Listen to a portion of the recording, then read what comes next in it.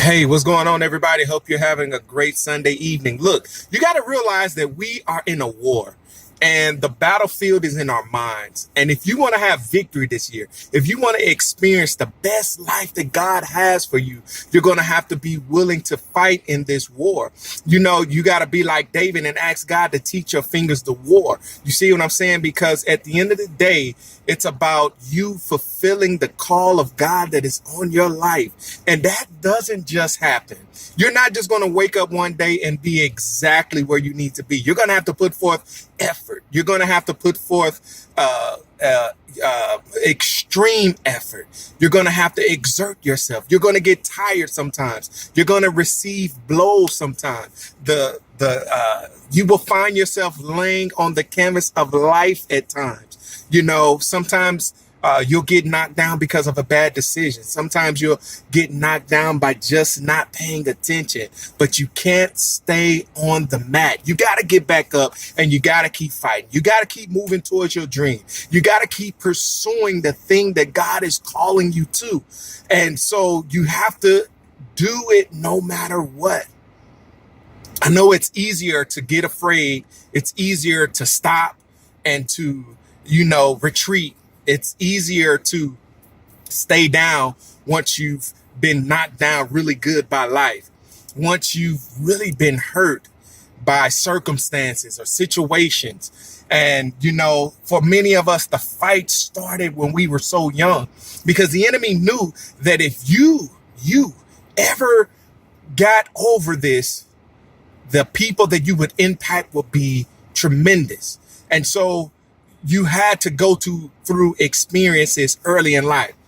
You had to go through situations that normal children wouldn't go through. Because if you hadn't, the enemy would know that the magnitude where you would be now would be so much further along than where you are. And so you have to keep fighting. Don't allow your circumstances to dictate what your future look like. And I know that's easier said than done.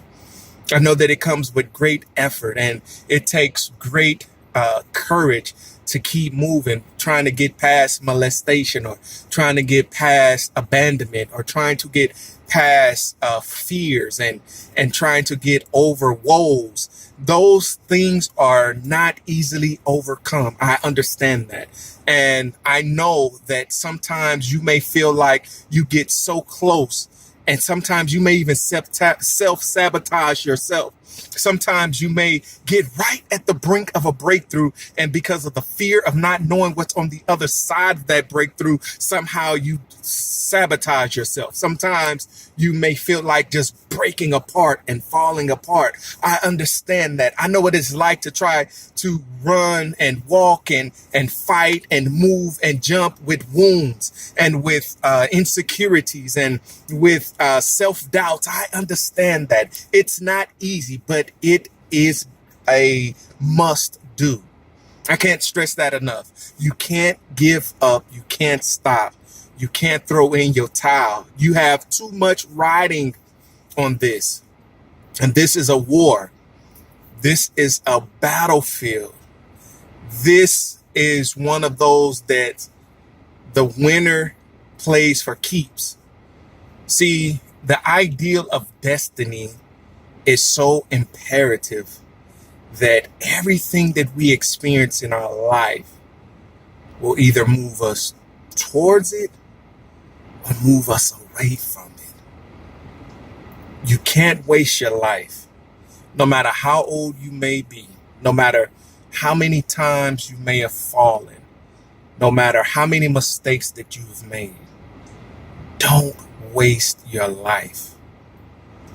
Don't waste the experience of the pain that you have experienced already. Don't waste the traumatizing childhood that you already endured.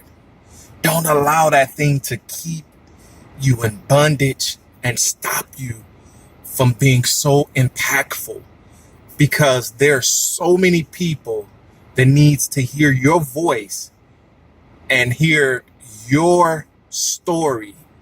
And when they hear what you've endured, it will encourage them to keep moving forward. It will encourage them to take another step.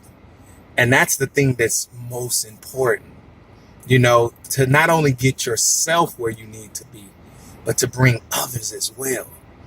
That's why it's so important.